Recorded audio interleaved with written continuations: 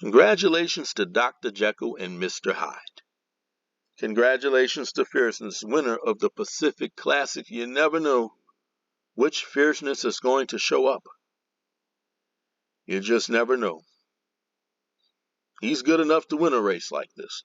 He's good enough to win any race. Question is, does he want to win? He said before the race he was cool, calm, and collected. Normally he isn't like that.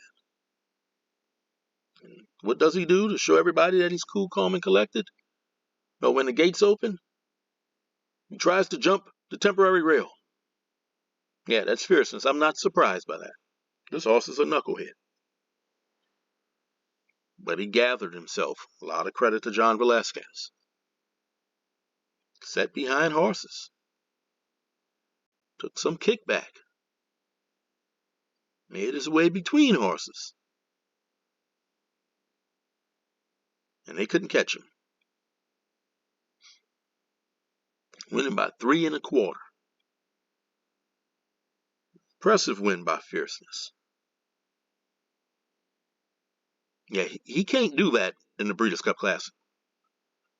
You try to jump the rail in the Breeders' Cup Classic, the race is over. Excellent ride by John Velasquez. I think John V is the only jockey that can actually ride this horse.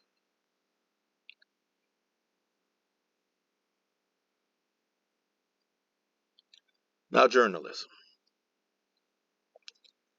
Journalism was far back early on. He was in last place.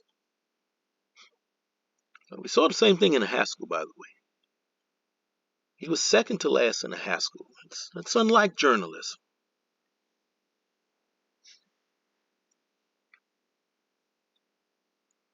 Now, he did close well to finish second. But when Niso scratched, all this was a match race. And by the way, Niso scratched because he had a foot bruise. Now, Baffert said he should be okay, and I think they plan on running him again towards the end of September. So hopefully we will see Nisos in the Breeders' Cup Classic. And when he scratched out of the race, you were just left with a match race between Fierceness and journalism. So even though journalism finished second, I think that second place finish was a little bit deceptive because of the other horses that were in the race. He wasn't racing against much. Ultimate Gamble? He finished ahead of Ultimate Gamble? Ultimate Gamble's just an allowance winner. He finished ahead of Indispensable? That horse only has 2 wins. A maiden win and an allowance win. Lure him in? When was the last time that horse has won a race of significance? Tarantino? He got caught up in a speed duel with Midnight Mammoth. So who did he finish ahead of? See, I didn't pick journalism to win this race for a number of reasons. One, I thought Nisos was going to win. Another reason is that I know the Triple Crown takes a lot out of these horses. I think clearly the Triple Crown has taken a lot out of journalism. And you notice that back in the Haskell, he was second to last. And yeah, he closed well, and he won that race. But he did it against Gosker and Goal Oriented. And in this race, he was in last place. He's been getting off to a slow start. And I'm not going to blame the jockey for that. I've blamed the jockey for other things in the past. Because journalism has been in some really tough races. I just think it's taken a toll on him. After the Kentucky Derby, they flew him back to California. Then they decided to run him in the Preakness. So they flew him out to Maryland. He won the Preakness. That was a tough race, though.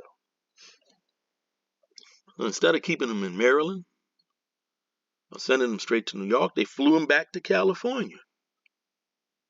Then he decided to run him in the Belmont. So they flew him out to New York. Finished second in the Belmont. They flew him back to California again. They decided to run him in the Haskell. They fly him back out to New Jersey. I don't think this is the same horse that we saw in the Preakness. I root for him. I like him. I'm a fan. I think he's a superstar. I think this horse is getting just a little bit tired. That Triple Crown is taking a toll on journalism. I still want to see him in the Breeders' Cup Classic. I would love to see him in the Breeders' Cup Classic. I'm not so sure that he wants a mile and a quarter either.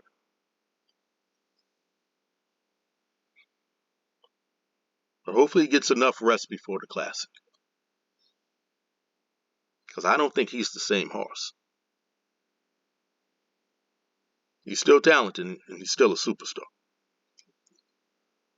So journalism finished second. Ultimate Gamble was a third place finish at 71-1. But he was far back. Midnight Mammoth, Tarantino, they set a pretty nice pace in that race. They tired themselves out. Without Nisos, race really wasn't bettable.